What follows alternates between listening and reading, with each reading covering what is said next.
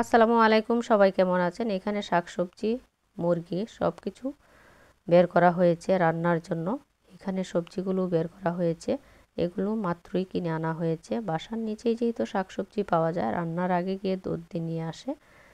পছন্দ অনুযায়ী সবজিগুলো কোন মাছ দিয়ে রান্না করবে সেগুলো এখন সব গুছিয়ে নেওয়া হচ্ছে। এগুলো বের করা হচ্ছে, সবজিগুলো আজকে যা যা রান্না করবে সব কালার সামনে দেওয়া হচ্ছে। কালা এগুলো কাটাকুটি করবে, তারপর রান্না করব।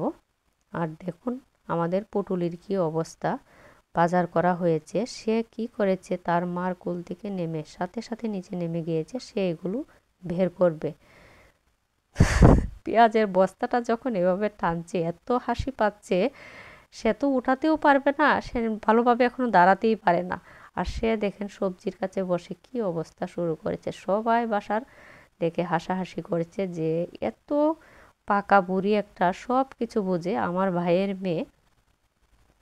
এখানে দুপুরের রান্নার সব কিছু এইভাবে গুছিয়ে নেওয়া হচ্ছে, তারপর কিন্তু রান্নাঘরে ঢোকা হবে।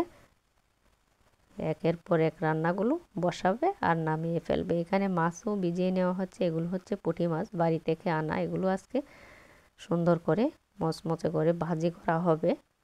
পুঁটি মাছগুলো কিন্তু অনেক সুন্দর, একদম তাজা ছিল, নদীর পুঁটি এগুলো।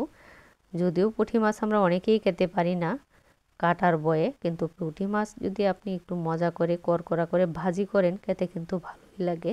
গরম ভাতের সাথে অসাধারণ লাগে। পুঁটি মাছটা আগেই আপনার 10-15 মিনিট আগে ম্যারিনেট করে রেখে দিবে, যাতে মাছের ভিতরে সব লবণ, হলুদ, মরিচ সব কিছু ঢুকে।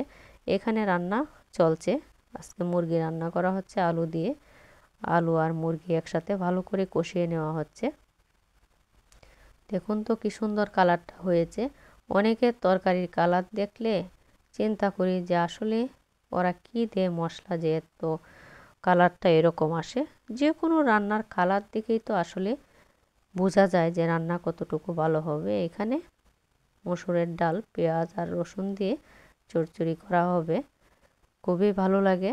হালকা মশলা দিয়ে এভাবে তেলের সাথে ডালটা একটু ভেজে তারপরে পানিটা দিলে খুব বেশি সময় লাগে না ডাল হতে। আর এগুলো তো একটু ঘন ঘন হয়, তাড়াতাড়ি হয়ে যায়। নামানোর আগে কাঁচামরিচ ধনিয়া পাতা দিয়ে নামানো হবে। আর এখন খাওয়ার আগ মুহূর্তে পুঁটি মাছগুলো ভাজা হচ্ছে, কারণ পুঁটি মাছ কিন্তু একদম চুলা থেকে নামিয়েই খেতে হবে গরম ভাতের সাথে, তাহলে পুঁটি মাছ ভাজার যে মজাটা সেটা কিন্তু পাওয়া যায়। ঠান্ডা হলে আর এই খাবারগুলো ভালো লাগে না।